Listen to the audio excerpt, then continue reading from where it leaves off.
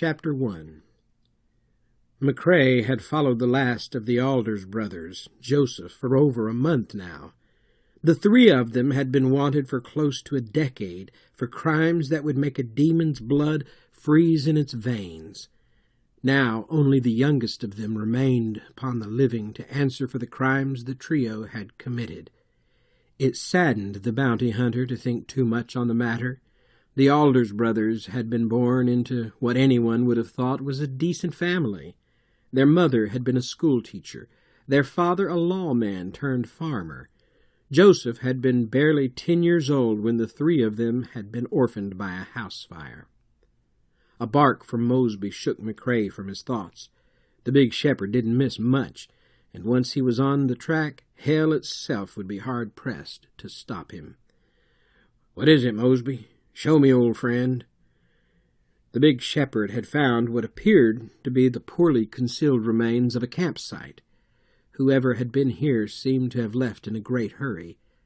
A few feet from a scattered mound of darkened cinders that denoted where a small fire had been laid, McCrae noted a hat and saddle that had been tossed aside next to what looked to be a less than empty bedroll.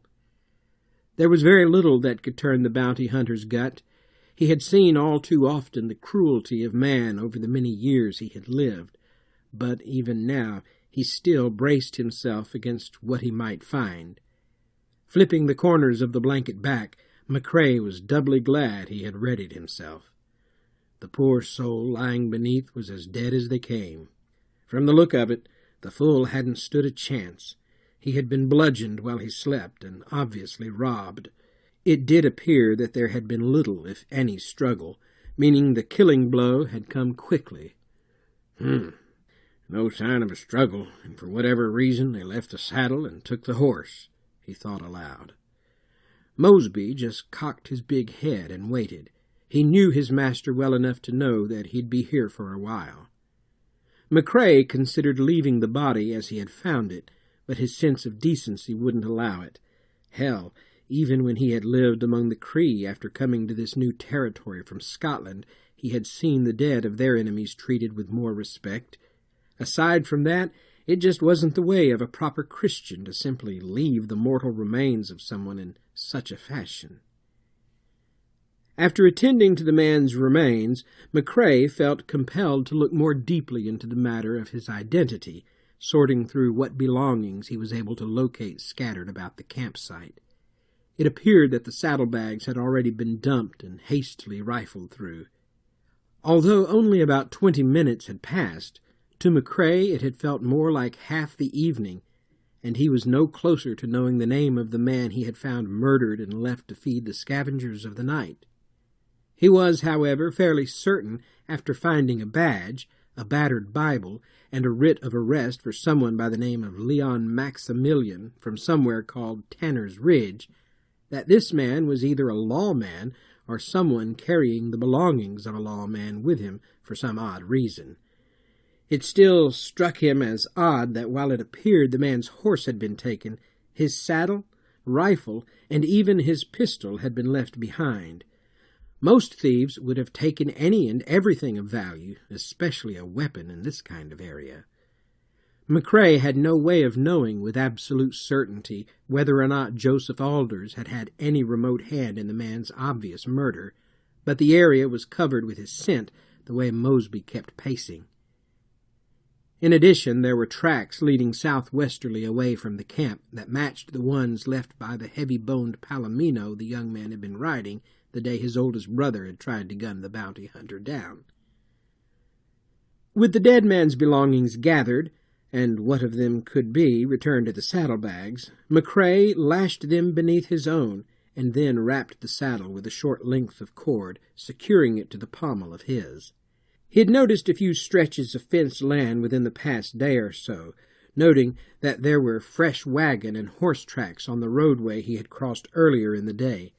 With any luck, he would find a homestead, or at least an active line camp, as the local stockmen began branding and sorting their herds for market. Either way, he had already made his mind that he would try to travel another 5 miles before making camp for the night. Sliding easily into the saddle of his chestnut gelding, the bounty hunter whistled a quick note, signaling Mosby that he was ready to move on, and then set out once again on the heels of Joseph Alders. Half an hour later, McCrae found himself emerging once more onto an obvious roadway, and was more than relieved to see the smoke of a small fire upon the ever-darkening horizon. An easy pressure from the heels of his boots was all that was needed to urge the big gelding into a quick lope, and 5 minutes later McCrae was coming to a stop outside of a small homestead that appeared to have been converted to a stop for the local stage line and other travelers. Although the main yard wasn't lit, there was a light shining from every window of the small house, and judging by the sound of things, someone working away in the barn that sat towards the rear corner of the cleared area. The shingle that hung from the post at the foot of the step simply proclaimed Davis in neatly carved script, and as McCrae swung lightly from the saddle, he was greeted by a bright-eyed young girl. "Hi, my name's Emily Davis. If you'd like, there's water for your horse over at the barn, and I can make you some coffee. Daddy's out in the barn working on a wagon for some folks in town. Will you be staying over for the night?" "Well, Miss Emily, my name's Damien McCrae. I'm not sure if I will or not, but I know my big friend here would especially enjoy a little cool water, and that cup of coffee would be very nice indeed. If you wouldn't mind sparing a cup, I'll go and give Orion here a bit of water and introduce myself to your father." "Yes, sir. I'll fetch the coffee out to the barn. Daddy's been working all evening. I know he would like a cup, too." The little girl smiled as she dashed back into the house. McCrae took a moment to loosen the cinch of his saddle to make Orion a bit more comfortable, and then, using his reins like a lead, began walking quietly towards the barn. "Hello in the barn," he called out. "Hello, come in. Afraid I'm in a bit of a twist here, or I'd greet you more properly," came the tired yet happy reply of whom McCrae guessed would be Emily's father. "I'm Charles Davis, the owner of this humble homestead, sir. A good pleasure to make your acquaintance," the man greeted as the bounty hunter entered the brightly lit barn. "I'm Damien McCrae, and it's a pleasure to meet you as well, good sir. The little girl directed me to your watering trough and inquired as to whether I would be staying over the night. I'll happily pay you for both bits of hospitality. The going rate is usually $1 a night for travelers, but before you think me a skinflint, that includes a bed and small private room in the house, an evening's meal, breakfast, grain and clean water for your horse, and a packed lunch for the following day," Charles explained. "Seems like a low price for such comfort so far from home, in my humble opinion, though personally I would feel more comfortable if I were allowed to simply make use of the barn for my rest. I'm not too comfortable in a strange bed, and Orion's never spent much time at all in a barn. I'd be more than happy to pay the price, or even additional if need be," Damien countered. "Well, if you're sure the barn is suited to your taste, sir, then by all means we'll see to it that you're made comfortable.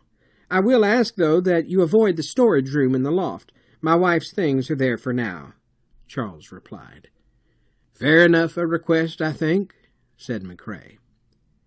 The men had just finished their discussion, and McCrae reached for the pocket of his jacket to pay for his lodgings when Emily came walking very carefully into the barn, carrying a slightly dented percolator and 2 heavy tin cups. The bounty hunter's keen nose quickly caught the scent of strong, fresh coffee, and he couldn't help but smile.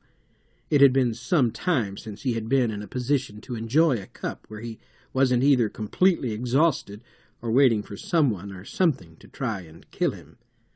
Taking the empty cup the little girl offered him, he leaned his weight against the side of a stall and waited to make certain he wouldn't be partaking alone. "Don't be bashful, Mr. McCrae. Drink up. The meat may be a bit thin here until I have time to hunt, but the coffee's still plentiful, and we're happy to share with anyone who visits," urged Charles, filling the other man's cup almost to overflowing, matching his own and taking a deep draught. "Not bashful in the least, Mr. Davis, just trying not to seem as though I lack any formal manners. It's been a long time since I enjoyed the company of kind folks and a hot cup."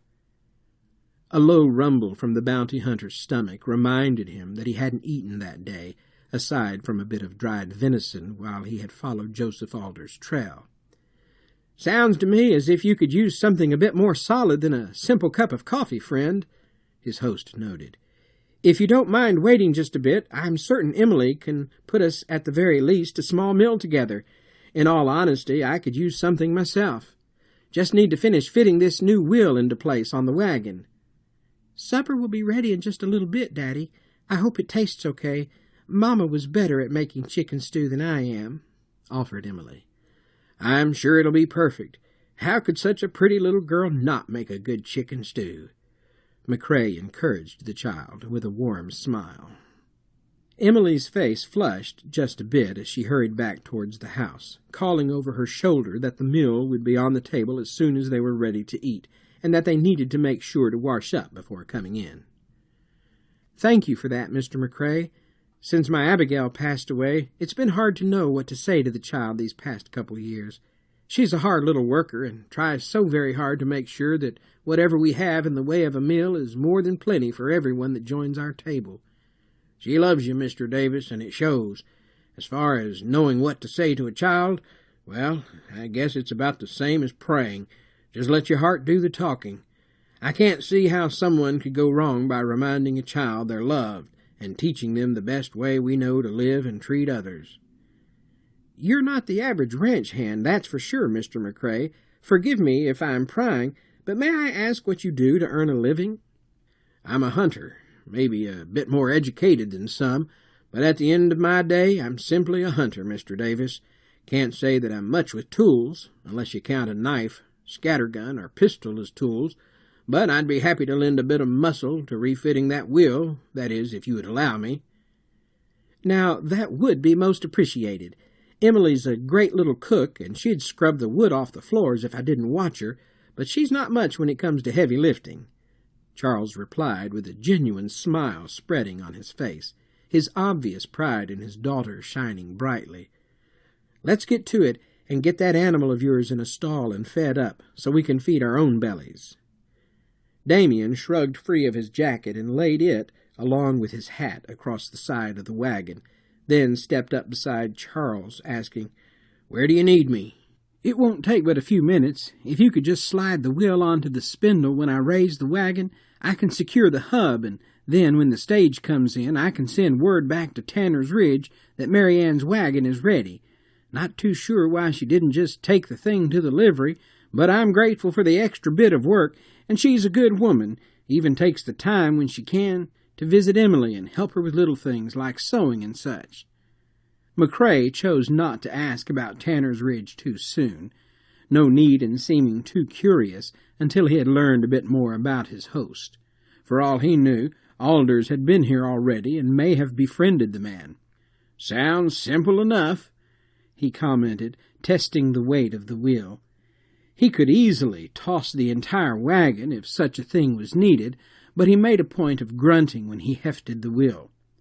After 200 years, the bounty hunter had learned to hide his inhuman strength with ease from those who might not be as receptive as the brethren, who had known of his true nature, had been. Within just a few minutes, the men had set the wagon right and shared a few moments of happy conversation as they finished the last of the coffee, after bringing Orion into the barn and stalling him. The big gelding enjoyed the grain and the freedom of being unsaddled, and had rolled happily a couple times in the fresh bedding they had tossed into the stall for him. "Mr. McCrae, if you'd care to, I can set up a wash-tub in the house so that you can get a hot bath and a shave after we've eaten. I venture you'd rest a bit better after a hot scrubbing and a full belly." "A warm place to sleep, a couple of cups of coffee, a meal, a shave, and a happy horse. Mr. Davis, you are beyond a gracious host." "My Abigail always said to mind the way we treated travelers. Never know when we might be entertaining angels here on earth." "Or devils," McCrae added, thinking back on some of those he had hunted over the years. "Or devils," Charles agreed, his voice a bitter whisper. "Well, Mr. McCrae, shall we wash up and venture inside and not keep our young hostess waiting? Knowing my little girl, she's got our plates set and has begun fretting again that our meals are going to be cold by the time we get inside." By all means, Mr. Davis. I see no need to make her worry unduly because of us. Damien smiled, picturing the little girl pacing the floor, grumbling and wringing her tiny hands in frustration as she waited for them to arrive. The men quickly secured the barn, making certain that the stalls were all fastened and that the tools were stored back in their proper places. Finally, extinguishing the last lamp and closing the flue on Charles's small forge, they made their way out to the long trough where Mosby waited patiently for them to wash their hands and faces at the pump that was mounted next to it. "He's almost as fine as that gelding," Charles commented, reaching to pat the big shepherd. "I wouldn't do that," McCrae suggested as Mosby lowered his head and flashed the very tips of his fangs. "He's harmless for the most part, but he doesn't take well to strange men." Pulling his hand back gently, Charles simply said, "So I see." "Mosby, he's a friend. Try to be a bit more polite, and I'll see about getting you a few bones or a biscuit while we eat." "Nonsense, McCrae. He's too fine an animal to eat scraps, or to be made to wait outside while we enjoy the comforts of the house. Call him in, and we can share a bit of the stewed chicken with him, the same as anyone. You said you were a hunter. I suspect that Mosby's more than just a pet. He earns his keep, I'm more than certain." "You're right, Charles. Mosby is more like family than a pet, and he sure enough earns his keep. Big fella has helped me track some nasty ones over the past few years. If you're sure his coming inside wouldn't be an imposition, I know he'd sure about enjoy it. I know he looks a bit fierce, but he loves children to levels that I can't even understand." "It's settled, then. The three of us had better get a move on. Emily has opened the door. If we don't hurry, she might toss our dinner to him, too," laughed Charles. "We can't be having such as that. Mosby might be family, but I'm frankly famished. Best we hurry along." Whistling to Mosby, McCrae matched his host's stride towards the house, quietly anticipating the promised hot meal and peaceful company. "I was beginning to think you were never going to come on," Emily teased in a mock huff. "The dinner's almost tried to go cold.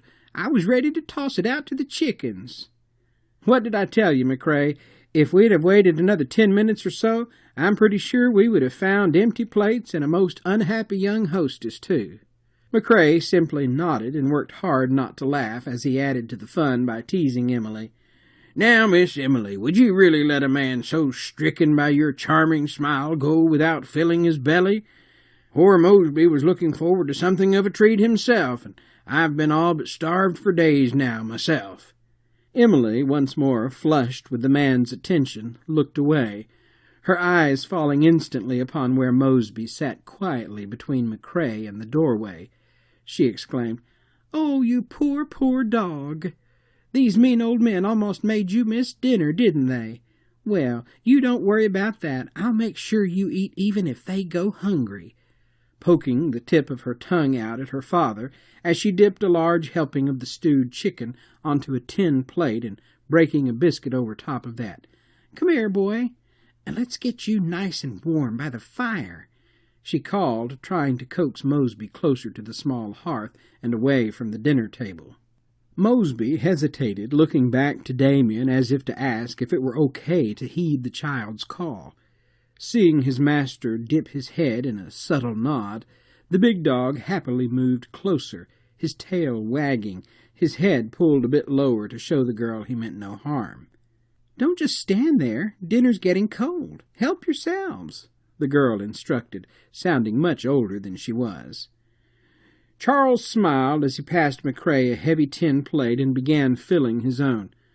"Don't hold back, Mr. McCrae. Eat your fill. As you can see, Emily has made enough to feed a small army." "That works for me. I promise you that I can eat to match her abilities. It's been longer than I care to confess since my last home-cooked meal. I'm rather looking forward to this." "Don't forget to save room for dessert. I made a bread pudding this morning like Mrs. Mary Ann taught me," Emily called out while still sitting with Mosby, who was happily eating the plate of food she had offered him.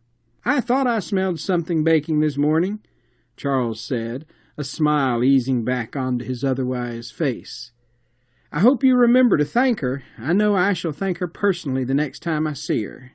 "Oh, yes, Daddy. I thanked her and promised her I would make it the next time it was just us, but I think it'd be even better if we shared with Mr. McCrae." The little girl smiled. McCrae was lost in his own thoughts again as the Davises chattered happily away. Where was Joseph Alders? Who was the dead man? Had the two been known in this area? Should he pry a bit into how the late Mrs. Davis became the late Mrs. Davis? Why was there no gun visible in this house? In truth, the bounty hunter could have busied himself all the night with endless questions. Instead, he chose to keep his questions to himself for now and simply wait and see how things would play out for a day or two. Who knows what tomorrow might hold? Joseph Alders might happen back through and save him a bit of work tracking him. Besides that, this place was rather pleasant. It appeared that there were 4 basic rooms, the main living area that was divided into 2 individual areas by a bit of a low wall that actually supported a long work table in the cooking area and gave a comfortable fill to the other 3/4 of the space that was used as a dining and common area. He could only assume that the other 3 rooms would be the little girl's room, Mr. Davis's room, and the private room in the house that Charles had alluded to earlier in the evening when they had discussed the price of lodging. "Mr. McCrae? Mr. McCrae, sir, are you okay?" questioned Charles. What? Oh, yes, just fine. I must have been lost in thought while I was enjoying this fantastic meal," replied McCrae, shaken back from his thoughts. "I'm sure you're worn to the bone. Emily, start heating a couple kettles of water so that our guest can get him a nice hot bath. I'll go set up the tub for you." "Yes, Daddy." The thunder of hooves, along with the panicked lowing of a cow, brought everything to a halt in the Davises' house. "Damnation! I knew that devil of a Boer would try it again. I just damn well knew it," spat Charles, reaching under the work table in the cooking area and producing a carbine rifle. "Emily, you stay yourself inside this house till I get back here. I've got to go out there and see if I can get that little heifer back up to the barn before that old hog runs her through a fence or, worse, kills her." "Yes, sir," the little girl replied, her voice thick with fear. "We're coming with you, Charles. Too dangerous to be tempting fate like that, going out there alone," McCrae commented, setting his plate down and sliding back into his jacket. "Besides, 2 guns are always better than 1, and Mosby's always up for a hunt." "Much appreciated. This Boer's been giving us almost as much worry as the blasted coyotes. Only difference being, at least with the damned coyotes, I do get a little break during the day. The Boer has absolutely no fear of man whatsoever. He's already killed all but 1 puny little heifer. Tried her last week, but I managed to get her moved before he had worked up the nerve to try too hard." It took the men roughly 20 minutes to round the beef up. She was scared nearly to death, and the fence looked as if it had been crushed by a stampede, not just 2 animals. "Looking at those tracks, that's one hell of a hog," McCrae noted as they led the heifer back to the barn to stall her for the night in hopes of keeping her safe. "About the size of a damned bear, if not bigger. Bastard's carrying tusks a good 2 feet long. And you saw the tracks he's leaving. He's almost leaving a bigger mark than the beef he's killed." "He's a smart one.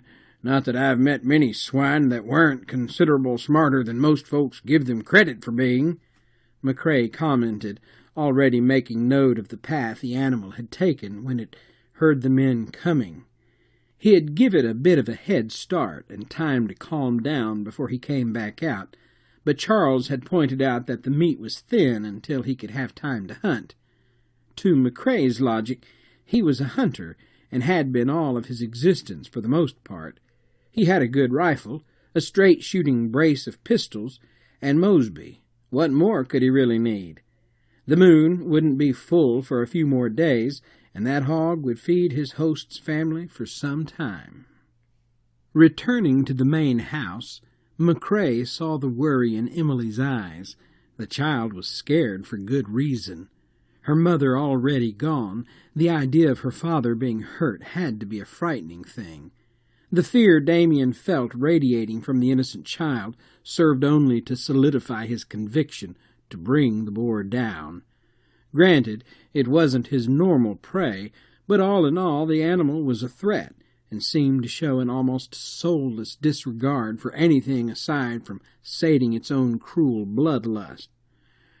My timing may be a bit unfortunate, but you had mentioned a hot bath after we had supped? Yes, please forgive my rudeness, Mr. McCrae. Daddy, is the little heifer all right? I know she's not very big, but she's all we have left, Emily questioned, the concern obvious in her tiny little voice, although she had already begun dipping bowls of bread pudding from the Dutch oven and setting them on the table next to steaming cups of fresh coffee. She's fine, Emily, just a little scared. We moved her back to the barn for the night, and in the morning I'll set her a pen in the side lot next to the corn crib, where it'll be easier to feed her and keep an eye on her of an evening. I don't think that old boar will venture that close to the house, but just in case, I want you to keep a sharp eye, especially of an early morning or evening. I wouldn't count on that animal not being brave enough to try his luck, Mr. Davis. I've hunted a lot of different animals in my lifetime, and I'm telling you now that once a boar tastes blood, it drives them pure mad. That animal needs brought down, and I mean sooner than later. Emily, if by some chance you see that beast, you move slowly and easy. Don't try to stare it down or even look it in the eyes. You just get yourself inside the nearest solid building you can, or climb as high as you can, Damien cautioned. Yes, Daddy. Yes, sir, Mr. McCrae. I hope you don't mind having dessert before you have your bath. I don't want it to get cold, but if we put it back on the coals, it might dry out, and Miss Mary Ann says a bread pudding that gets too awful dry isn't very good at all, the little girl added. A fine idea, Miss Emily, McCrae answered with a warm smile that he hoped would ease some of the child's fears. Both men made a point of bragging on the outstanding job Emily had done on not only the bread pudding, but the meal as a whole. Though McCrae's mind was already locked on the boar, he made an effort to engage both his host and the child in conversation about any topic either cared to discuss. Emily seemed to all but forget about the evening's earlier events, and oddly, McCrae found that fact to be a relief. With their last bit of dinner finished, Charles suggested that he prepare the bathing tub for McCrae and offered to loan him a razor if he would like, both of which the bounty hunter readily agreed to. I have another matter I would like to discuss with you as well, Charles. By all means, friend. Emily, if you would, please go ahead and start some water to boil for our guest, whilst he and I step out on the porch for a few moments. You and I both know that boar has to be killed, Charles. Now, here's how I see the matter. You have a fair business here from what I can tell, and furthermore, you have a daughter to think of who needs her father a lot more than the world needs another bounty hunter. I have a good dog, and I've spent almost all of my life hunting and tracking.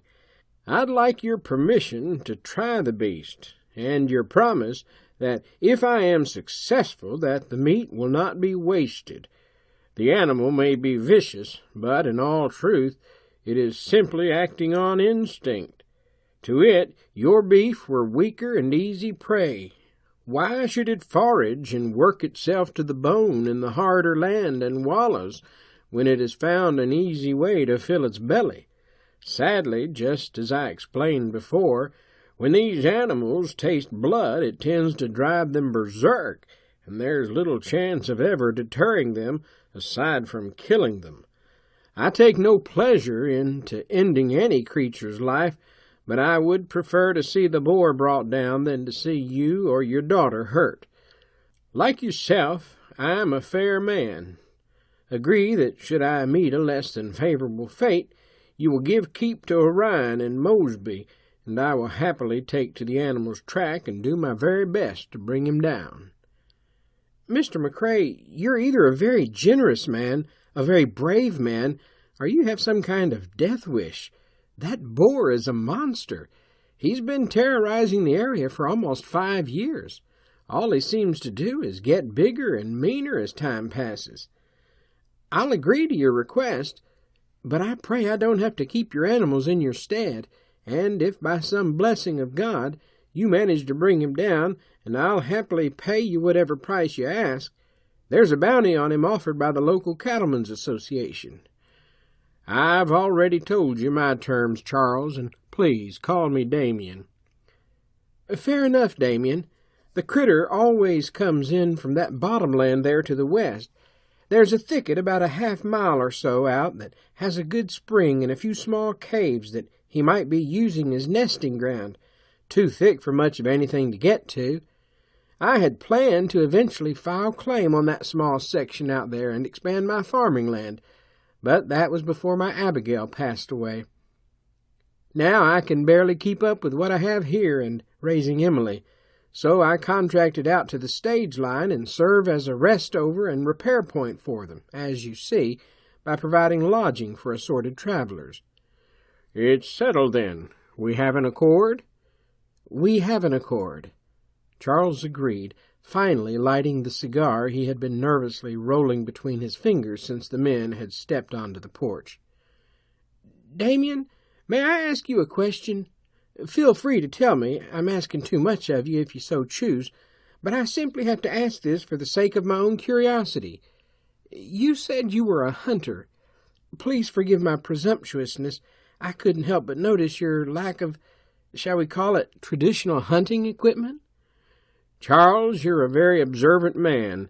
I do make a fair living hunting, though the truth of the matter is that I specialize more in the hunting of men than I do the hunting of animals.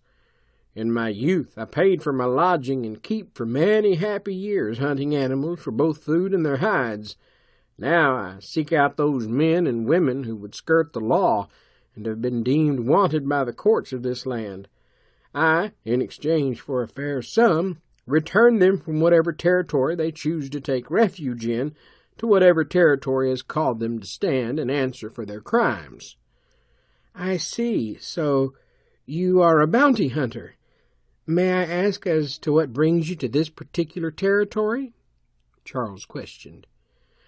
"I have come here on the trail of a youth who answers to the name of Joseph Alders. He, along with his brothers, has spent the past 10 years' time committing a number of crimes, some of which I prefer not to even retell in polite company, Charles. To say that the young man is a threat to anyone who might cross him is a frank understatement," McCrae replied. "The water's almost ready, Daddy," Emily called from inside the house, cutting off any further questions which Charles might have mustered the courage to ask. "We'd best attend to your bath, Damien. I promise you Emily is less patient than the frogs before a summer rain." "A wonderful idea, I think." Without another word spoken, Charles crushed out the last of his cigar beneath his boot heel, and both men re-entered the Davises' home. Emily was already busying herself with the evening's dinner dishes and pausing ever so often to double-check that the water she had put to heat had not come to a hard boil. Damien followed his host into a smaller room just off of the main living area to find not only a large washtub set out, but a fresh cake of soap and a clean towel already laid out on the edge of the simple bed. "Afraid it's not as fine as what one would find in a proper hotel, but we try our very best," explained Charles, his tone somewhat apologetic. "It will more than suffice, Charles. I've been on the trail for some time now. I would have been happy to just have the soap and the use of a watering trough," Damien replied with a smile, though he did wonder a bit how it was the tub had already been set out and he hadn't noticed Charles leave the main area of the small homestead. "If you'll bear with me just a moment, I'll fetch you my shaving tools." "Much appreciated, though it has just occurred to me that I left my gear on my saddle. I will need to fetch my things before I can clean up, and I want to check on old Ryan one more time, just for safety's sake." "Absolutely, Damien. I should have thought of that myself and brought your things in when we left the barn. You'll find a lantern hanging by the front door with matches just inside. I'll go ahead and fill the tub for you while you collect your things." "Many thanks."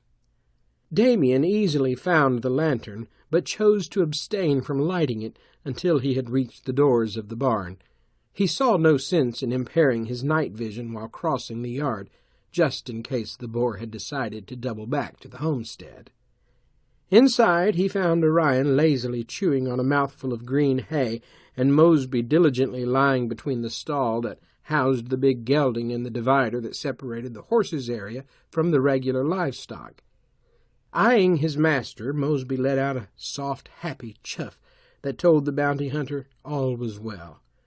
It didn't take McCrae long to find his saddle and remove his gear, after which he carried his saddle back to the front of Orion's stall and hung it where he could lay an easy hand on it when he was ready.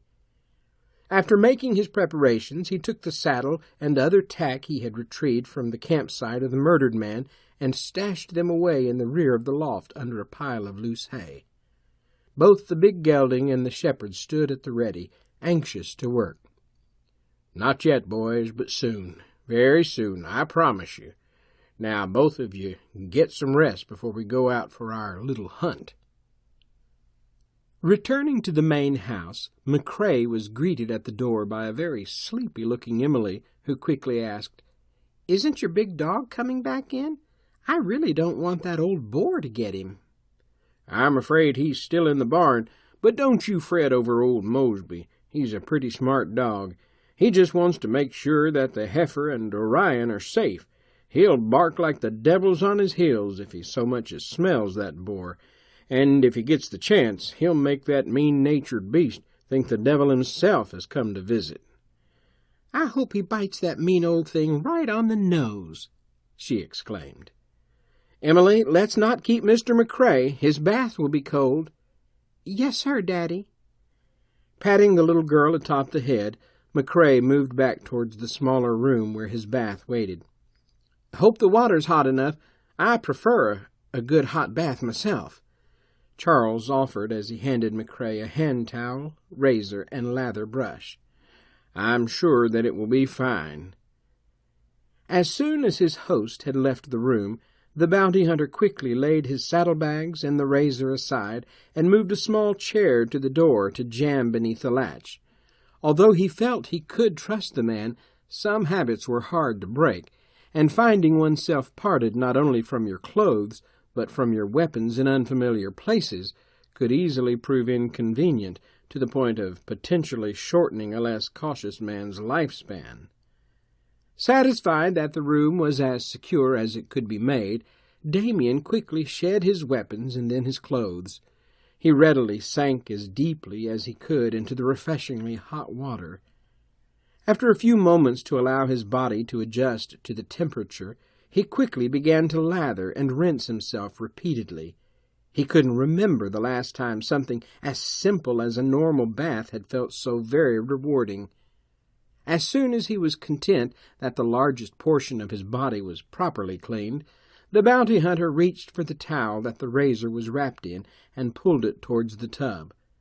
After testing the edge, he worked the lather brush into the cake of soap and began to coat his face with the warm, clean-smelling lather. A few deft strokes later, and from beneath a month's growth of tangled beard, emerged the chiseled features of a man born of the Highlands of Scotland. To most, Damien McCrae looked no more than a man of his late 20s, although his gray eyes showed the wisdom of a man far older.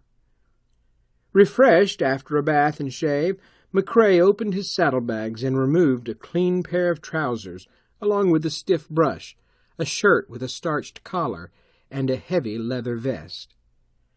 McCrae took his time redressing as he pondered over the boar. Though it was just an animal, Charles had pointed out the beast had already killed the majority of a small herd of beef, and seemed to have set its sights on the remaining lone heifer. Then, too, there was the fact that the local cattlemen had banded together to offer a bounty on the beast, which denoted that this wasn't an isolated situation. Damien knew that the animal's instincts drove it to hunt down easy prey, but why in such an open land would a boar become as cruel as to hunt and kill like a wolf? McCrae hated that he had partially lied to his host. Boars could be vicious and seemed to have little conscience about filling their bellies, but as a rule they were not so quick to stalk anything as large as an adult beef, let alone intentionally destroy as much as this one creature had done. The Lord willing, tonight would mark the end of the boar's life. Once he had replaced the last of his weapons, McCrae stepped back into the main part of the house to find Charles staring out the small window into the darkness. "I'll give the beast just a bit longer to settle into the mind that he's safe, and then I'll set out to see what can be seen of his trail," he greeted his host. "I just pray you have a safe hunt, Damien. You really don't have to do this for us or the community. You don't know any of us, nor do you owe anyone in this area a single thing that I know of." "You're absolutely right. I don't know any of you. But you see, with a devil like that old boar out there, Charles, it doesn't matter to me. The beast is dangerous. If something isn't done to bring him to heel, he'll destroy everything around here, and it won't be long before he started hunting humans." "You really think it could turn to hunting people?" "Absolutely. The damned thing will eventually run out of other animals to kill, and the problem is that his stomach will still need filling. An older person or someone small like Emily would prove too great a temptation to him, I'm afraid." McCrae had waited almost 2 hours since the boar's attack, and he was certain that the animal had taken its leave of the immediate area and settled into a bedding area of some kind. Dawn would be upon them before too long.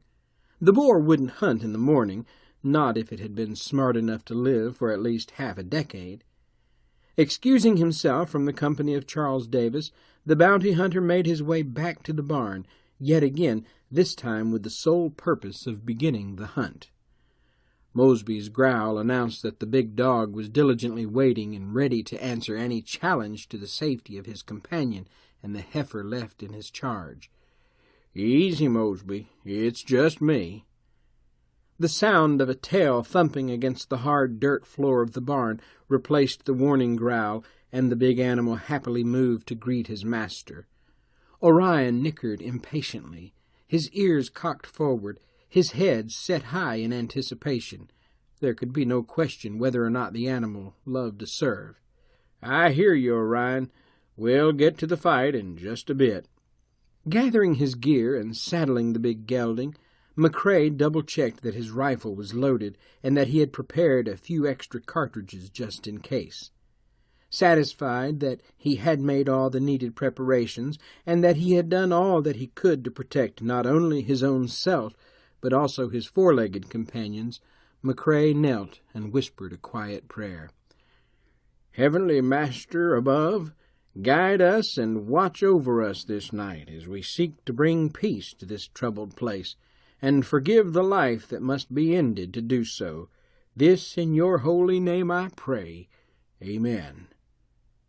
The prayer finished, Damien swung effortlessly into the saddle and urged his mount towards the open door of the barn, with Mosby falling into place close upon their heels.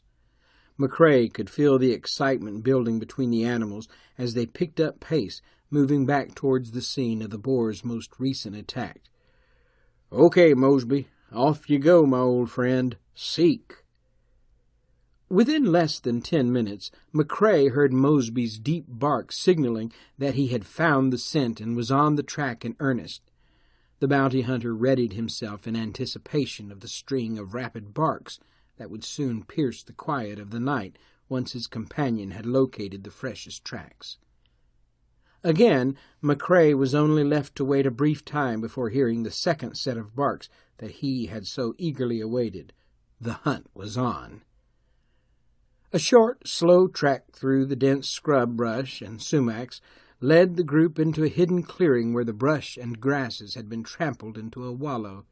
Even Orion, who had proven almost fearless in any number of situations, seemed to tense. His ears rotating in almost every direction, His nostrils flared as the wind shifted, and McCrae knew all too well that they were no longer alone, though the scent didn't seem to belong to the beast they tracked. There was something odd about it, something human. Mosby's snarl from the underbrush on a nearby ledge gave way to the scream of a man as both man and dog tumbled from the ledge and landed hard on the ground a few feet from McCrae, who had leapt from the saddle to gain cover from a possible ambush.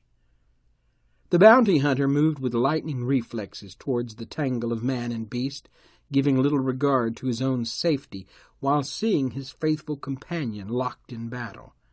The flash of a blade slipping from the stranger's boot infuriated McCrae, and he unleashed a series of vicious kicks to the man's shoulder and ribs, causing the other to gasp and finally cry out in pain as he released his grip on the knife and began trying to shield himself from both Mosby and Damien.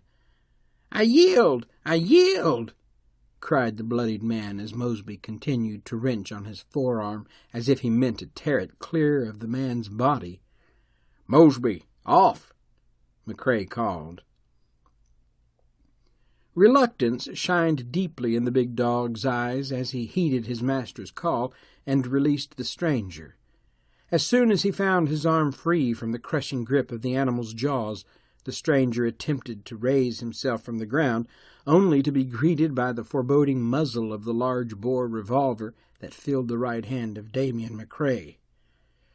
"Suppose you explain to me exactly who you are and exactly what you were doing perched on that ledge in the shadows," the bounty hunter questioned, his eyes locked in an unforgiving stare.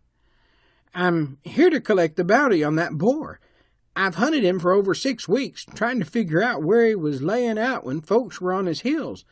I didn't mean you any harm. Wouldn't have shot you. Only meant to scare you off." "Or back-shoot me if I were to down the beast, I'd wager," McCrae interjected.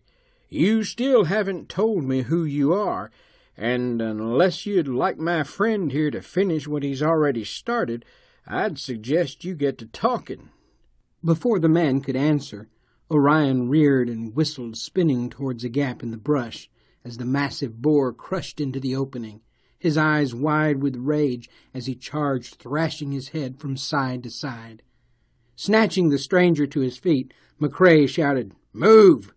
as he tossed the man back towards the ledge, as he himself leapt aside to avoid the beast's vicious attacks.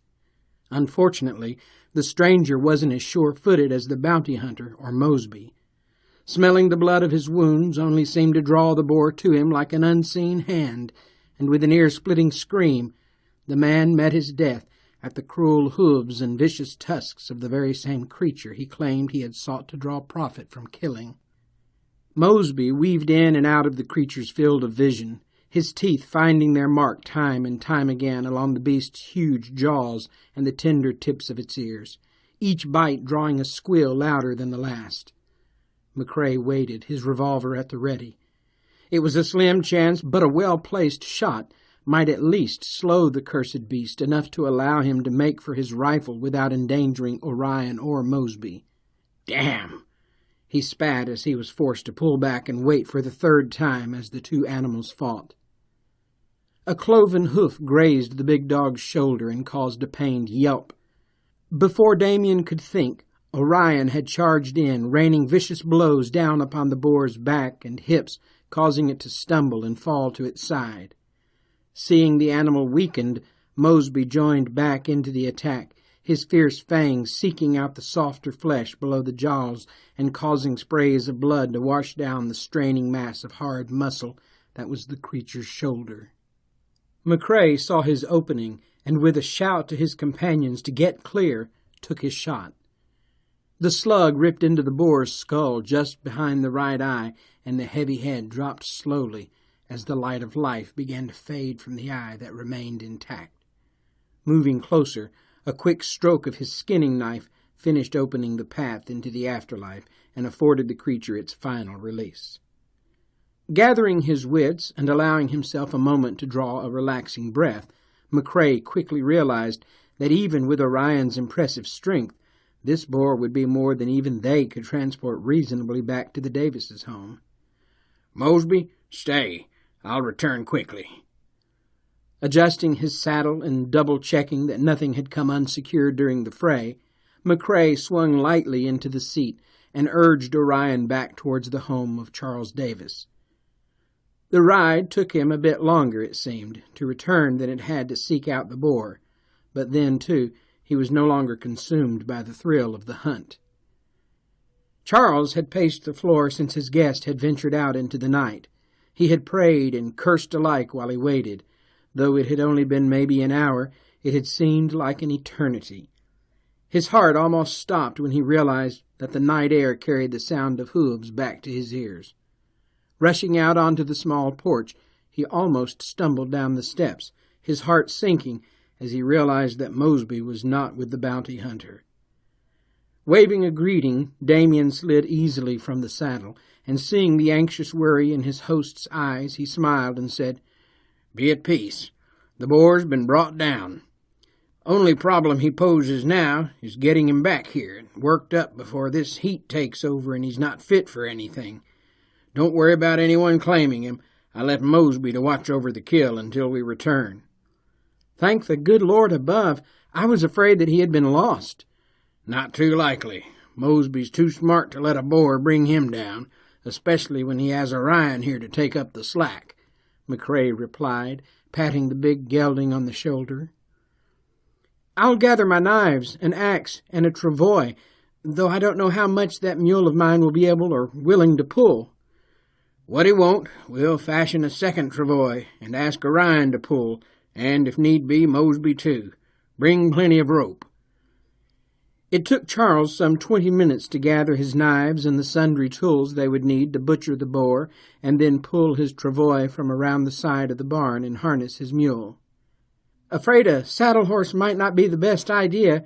The only thing I have at present is anything but broken to such matters as the scent of a boar, let alone the stench of a boar and the smell of fresh blood combined," commented Charles, a slight bit of shame showing on his face. "It takes a truly wise man to recognize the weakness of his animals, and a greater man to willingly endure added work on his own part to ensure that his animals are not pushed to a point that they might injure themselves or their master without reason. I know the way and can make better time on foot. Why don't you take Orion? All you'll need to do is hold tight. He'll take the safest way he can find to get back to Mosby." "Mr. McCrae, I couldn't do that.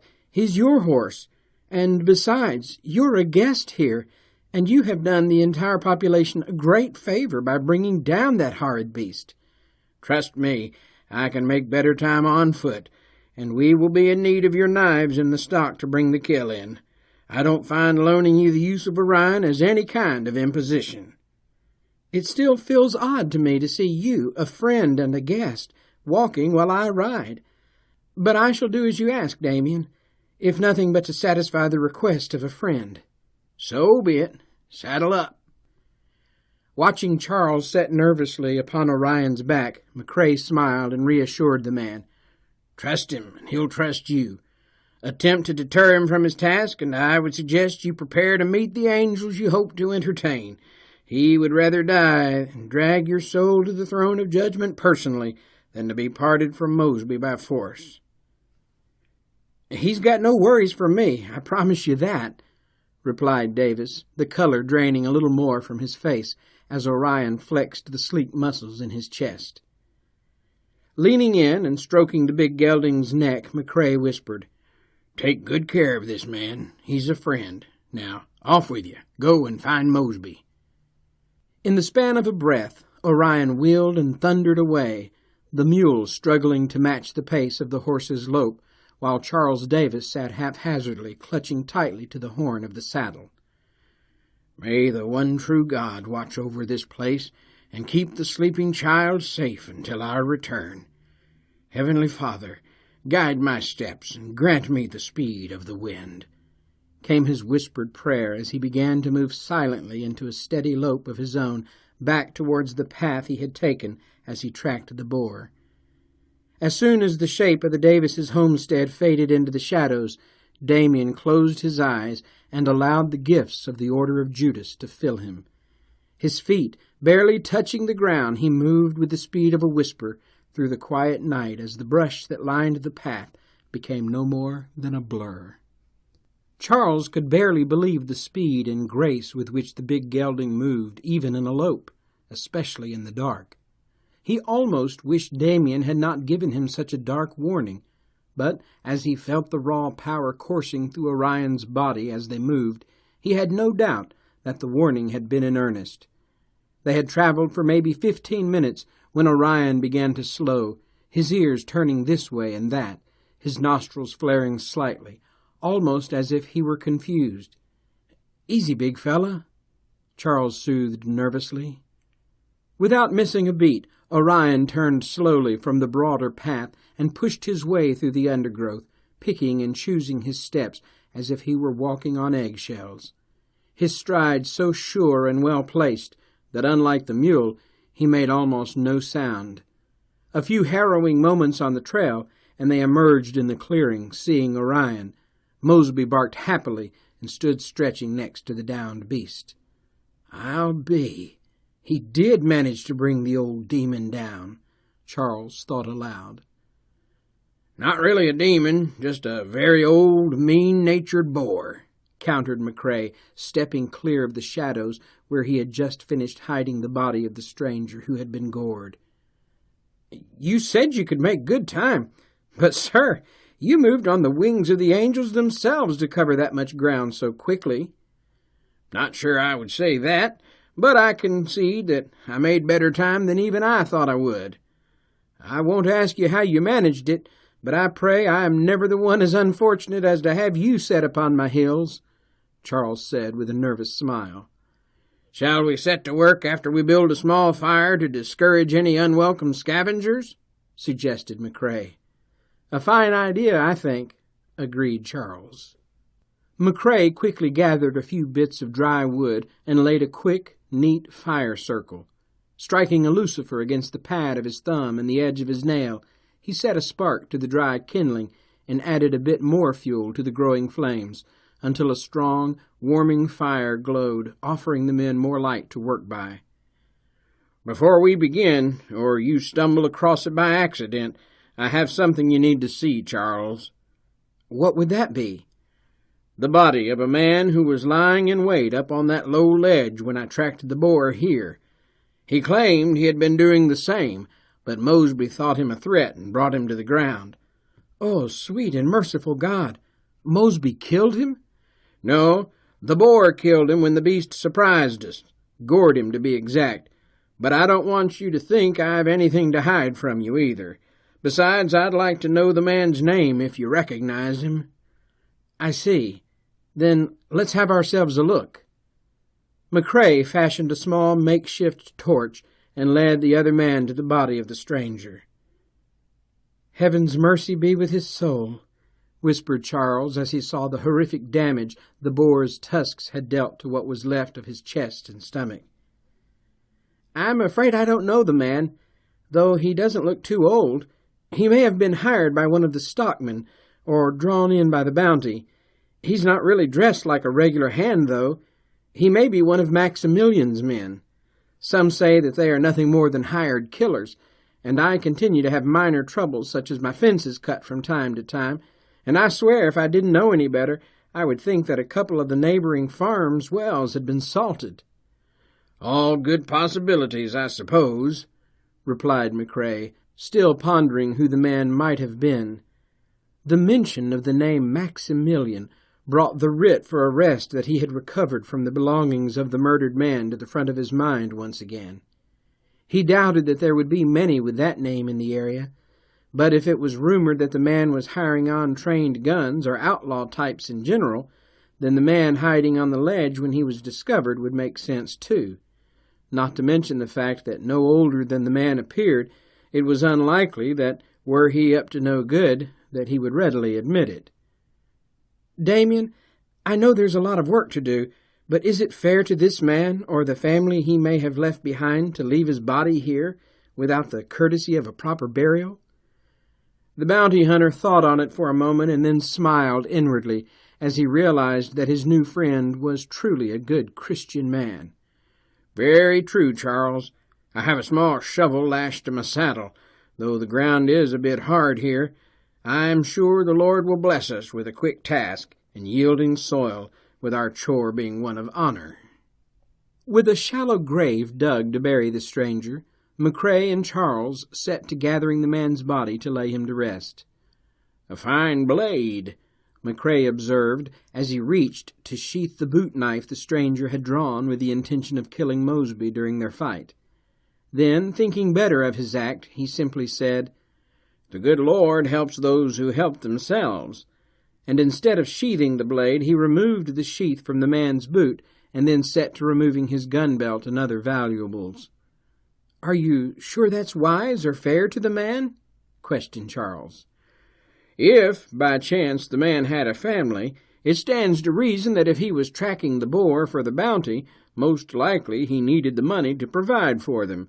If we find who hired him, they may be able to shed some light as to where to locate the man's family and allow us to return his belongings to them to do with as they best see fit. Until then, there is no reason to allow such tools to go to waste here neath the cold earth, when they could be put to honest and just service in the hands of honorable men," McCrae explained. "I confess the pistol would be of great use to me, though I am not certain that I would ever feel that it was truly my own to claim," Davis stated as he began heaping a small group of stones to pile upon the grave. "It's a hard land, with many very evil people, Charles. Do not consider it claiming the man's property. Consider it that you are merely holding them in safe keeping until the rightful owners are found. And until they are found, you will be able to use them to protect and provide for yourself and your daughter, the same as the stranger had done." "I see your point, Damien, and as long as it's understood that whenever the rightful owners are located, I shall return the items to them, I am inclined to agree with you." "Good. Then take these things and make fair use of them, and may they serve you well, my friend." Charles could only stare at the bounty hunter in amazement. He had never seen a man whose logic was so cold and infallible, and so based in the reasoning of faith and fair choice. The more he learned of this man, the more his own faith in the good of others seemed to grow. How could a man who sustained his way of life by hunting others have so much decency within his soul? This man who had not known him or his daughter for more than a handful of hours, and yet he had already come to their aid willingly, not only with helping to right the wheel of the wagon, but also in bringing down the boar that had terrorized their community. Then there was the point of fact that McCrae had refused to allow him to walk when he had confessed that his own saddle horse was not sound enough to be brought safely around the scent of blood, and instead allowed him to make use of his own animal and took the trail by foot. This man had succeeded in doing in the course of just a handful of hours what the men of the area had been attempting to do for far too long. Lost to his own thoughts, Charles had not realized that Damien had left him there in the shadows and already began quartering the boar. "Charles, snap out of it. I could use a bit of help here with the heavy lifting, if you would be so kind." "Oh, yes, I am sorry, Damien, but something hasn't settled in my mind. You say the man claimed to have been hunting the boar, and that he claimed he was laying here in wait, yet we only found a pistol and a knife. Surely the fool wasn't going to attempt to take the beast with nothing more than a revolver." "I hadn't really given that very much thought, Charles, but I do believe you would be right. Here, you finish cutting away the hams, and I'll climb up to that ledge and see if there was anything left behind as he and Mosby fell." Charles, who wouldn't admit it, hated heights, was relieved that the bounty hunter had offered to scale the small outcropping to the ledge and investigate the possibility of anything being left behind. He had just finished carving away the first of the boar's hind legs as McCrae stood triumphantly holding an almost new-looking revolving rifle in his hands. It was an odd-looking piece, resembling a revolver which had been fitted with the stock and barrel of a carbine, It was unlike any rifle that Charles Davis had ever seen in his lifetime. It took the men the better part of the night, leading well into the early hours of the morning, in order to prepare the boar to be moved back to the Davises' homestead, where Charles had then worked well into the late morning and nearly into the early afternoon to work the meat up. He, along with Emily, stood in quiet awe, staring at their now almost overflowing smokehouse. The boar had been massive, to say the very least, and there was no doubt that Charles would be able to feed his small family and their guests alike for a good amount of time from these new stores. Damien's quick shot had been expertly placed, and even allowing for the damage caused by Mosby and Orion, they were left with nearly 300 pounds of usable meat. "Oh, Daddy, I've never seen so much meat put away from one single hunting trip before. Isn't it wonderful?" Emily exclaimed, clapping her hands. "We truly are blessed, daughter. We owe this to our new friend's kindness. I think we should have a proper meal this evening. Fetch a few nice potatoes and a couple larger onions from under the house. Then pick out a nice roast from the meat. Then we'll seal up the smokehouse and celebrate," Charles answered. Emily needed no further instruction as she dashed towards the house to fulfill her father's request, happy to have the chance to cook a proper meal that didn't involve yet another chicken. Having gathered the potatoes and onions, the child raced back to the smokehouse and took her time picking out the best-looking roast she could find, showing her father exactly where she wanted him to slice it away from the flank, and smiling happily as she hefted the cut of meat, examining closely, admiring how lean and smooth it appeared. As the sun set low in the western sky, Damien joined the Davises for what they were unaware would be their last meal together. He had learned all he could from them, he felt, and was fairly certain that his business would be waiting in Tanner's Ridge. While he appreciated the company of this small family, and could have easily spent a great deal of time here, recovering from the stresses of the hunt, his business with Alders was far from finished, and he had yet to fail in a hunt. The man was dangerous and wanted by the courts. He had a duty to bring him in. The evening was filled with happy laughter, an amazing meal, and, to say the least, a healthy dose of much-needed fellowship for them all. Damien enjoyed seeing little Emily bustle happily about the home, tending to every tiny little detail of playing the hostess.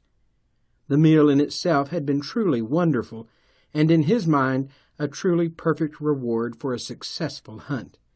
It almost pained him to know that as soon as he was certain they were asleep, he'd be forced to take his leave before Alders managed to catch wind of his being in the area or gain any true head start. Though the dinner and merrymaking lasted long into the night, once they had each taken their leave of the mill, it took very little time for the Davises to fall into a deep and much-needed rest. McCrae was fairly certain that with his belly full, and for the first time in a good while, not having the worry of the boar weighing upon his mind, Charles would sleep the deep sleep of a happy and contented man who, for the moment, was at peace. And judging from the tiny smile upon her lips, so would Emily.